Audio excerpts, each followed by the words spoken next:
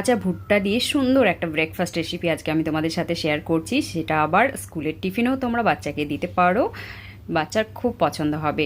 এখানে নিয়ে নিয়েছি 1 কাপ ভুট্টা, আর দেব 1 টুকরো আদা, 2টো কাঁচা লঙ্কা। ঝালটা তোমরা তোমাদের পরিমাণ মতো, যেমন ঝাল খাবে সেই হিসাব মতো দিয়ে দিও। সুন্দর একটা পেস্ট বানিয়ে নিয়েছি। এটা দেখো স্মুথ একটা পেস্ট রেডি হয়ে গেছে। এখানে আমি নিয়ে নিলাম 1/2 কাপ সুজি, 1/2 কাপ বেসন, আর দেব 1/2 কাপ টক দই। সব কিছুকে খুব ভালোভাবে মিশিয়ে নেব। আর হ্যাঁ, ব্যাটারটাকে একদম স্মুথ বানানোর জন্য কিন্তু এখানে আমি পরিমাণ মতো জলও ইউজ করেছি। একদমই খুবই সামান্য পরিমাণ জল, মোটামুটি ওই 1/2 কাপ মতো জল দিলেই কিন্তু স্মুথ একটা ব্যাটার তৈরি হয়ে যাবে। দেখো, দেখতে পাচ্ছ। আর এখানে আমি দিয়ে দিলাম অল্প একটু হলুদ আর পরিমাণ মতো নুন।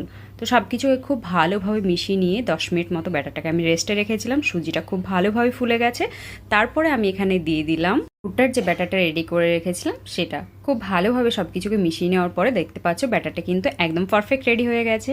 আর যে পাত্রে আমি ঢোকলাটাকে বানাবো সেই পাত্রে কিন্তু আমি খুব ভালোভাবে তেলটাকে ব্রাশ করে নিলাম।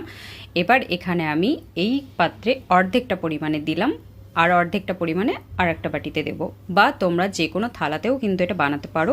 আর এখানে দিয়ে দিলাম আমি 1 প্যাকেট মতো ফ্রুট সল্ট, ইয়ানি কি ইনো, আর দিলাম হচ্ছে যে লেবুর রস। তো সব কিছুকে খুব ভালোভাবে মিশিয়ে নেওয়ার পরে আমি এবার যেটাতে আমি স্টিম করতে বসাবো সেখানে অল্প একটু জল নিয়ে নিয়েছি, আর একটা স্ট্যান্ড দিয়ে দিয়েছি, দেখতে পাচ্ছ। এবার বাটিটাকে খুব ভালোভাবে দেখো বসিয়ে দিয়েছি, আর উপর থেকে হালকা করে লঙ্কার গুঁড়ো ছড়িয়ে দিয়েছি। দেখতে কিন্তু খুব সুন্দর লাগছে, সেই জন্য দেখো 15 মিনিট পরে আমি তোমাদেরকে দেখাচ্ছি। এটা কিন্তু একদম কেকের মতো রেডি হয়ে গেছে। এটাকে এবার খুব সুন্দর করে যেমন খুশি তোমরা কেটে নিতে পারো। আমি যেভাবে কেটে নিয়ে তারপরে কিন্তু সার্ভ করব।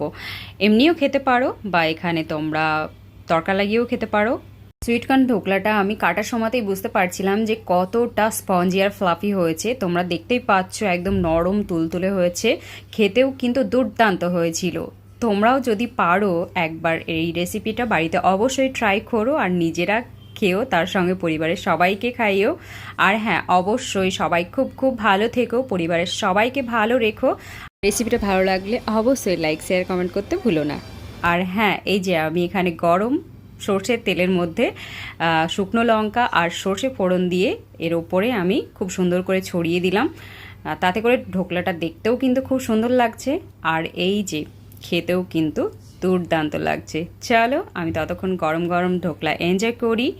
ভালো থেকো, কথা হবে, দেখা হবে নেক্সট ভিডিওতে। দুর্দান্ত খেতে হয়েছে।